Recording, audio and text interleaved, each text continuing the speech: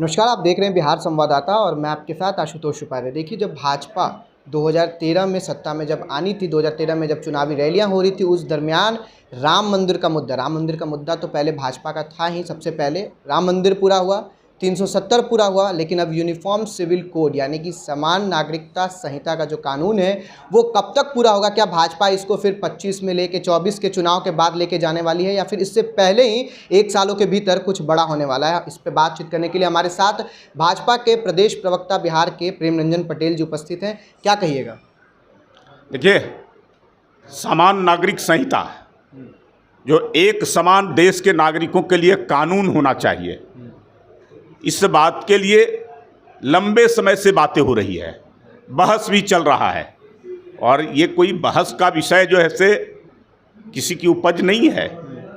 ये संविधान के अनुच्छेद 44 में दिया गया ये प्रावधान है कि देश में रहने वाले नागरिकों को एक समान का कानून होना चाहिए, सबके लिए समानता का अधिकार होना चाहिए, समान तरीके से कानून सबके लिए बराबर होना चाहिए।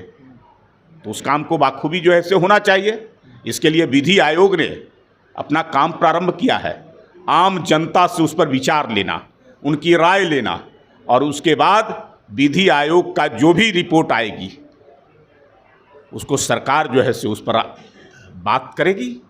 पहले तो विधि आयोग का जो है से आम लोगों से पहले विचार जान ले, उस विचार के आधार पर वो रिपोर्ट सरकार को सौंपेगी, उसके आधार पर सरकार निर्णय लेगी। विपक्ष हमेशा से ऐसे गंभीर मुद्दों को क्यों हमेशा तार तार करता रहा है? जैसे एनआरसी हो गया, या फिर सीए सिटीजनशिप अमेंडमेंट एक्ट जब आया था, जब आप लोग लेकर आए थे सदन में बिल, उस समय इतना भारी विरोध झेलना पड़ा था। इसको भी लेकर तो हो सकता है ना? अब ये उनका मामला है। उन लोगों को सत्ता केवल जो है से चाहिए अपने लिए, और वोट की राजनीति करते हैं। वोट के लिए वो कुछ भी करने को तैयार होते हैं। उनको देश से मतलब नहीं है, देश के संविधान से मतलब नहीं है।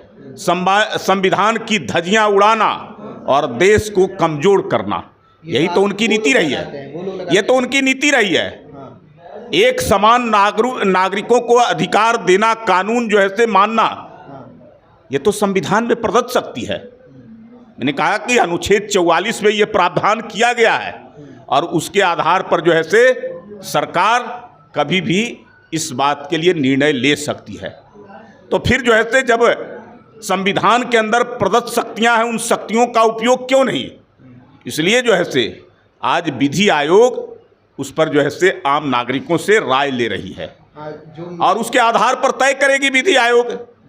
जो सब लोगों की राय होगी, देश के तमाम लोगों की राय होगी, उसके आधार पर वो अपनी रिपोर्ट सौंपेगी सरकार को। उसके आधार पर सरकार फिर निर्णय लेगी। क्या लगता है कब तक हो पाएगा ये? 24 के चुनाव से पहले या फिर चुनाव के बाद? मैं तो कह रहा हूँ कि विधि आयोग पर छोड़ दीजिए। विधि आयोग अपना काम प्रारंभ कर दिया है। विधि आयोग अपनी रिपोर्ट तैयार करेगा। पहले तो राय ले रहा है आम नागरिकों से। उसने मांगा है सब लोगों से राय कि आप लोग अपनी अपनी राय सब दें, क्या होना चाहिए, किस प्रकार से समान नागरिक संहिता का जो संविधान में प्रदत्त शक्तियां हैं, उसके आधार पर जो आपकी राय हो, उस राय के आधार पर जो है से उसके बाद वो रिपोर्ट बनाएगी। तो वो रिपोर्ट जब जाएगा तो उसके बाद फिर विचार होगा। उनके रिपोर्ट को तो पहले आने दीजिए। तो अभी आपने सुना प्रेम रंजन पटेल जी को। एक बात स्पष्ट है कि यूनिफॉर्म सिविल कोड को लेकर जो मेल या फिर जो आप अपना वोटिंग शेयर जो है वो दे सकते हैं जाकर जो विधि आयोग के ऑफिशियल वेबसाइट पे, क्योंकि वहाँ वो लोग समर्थन मांग रहे हैं कि क्या ये सही है या गलत है। आप अपनी राय जरूर दें। फिलहाल आपकी क्या राय है कमेंट बॉक्स में जरूर बताइएगा। कैमरामैन अभिषेक के साथ मैं आशुतोष, पटना।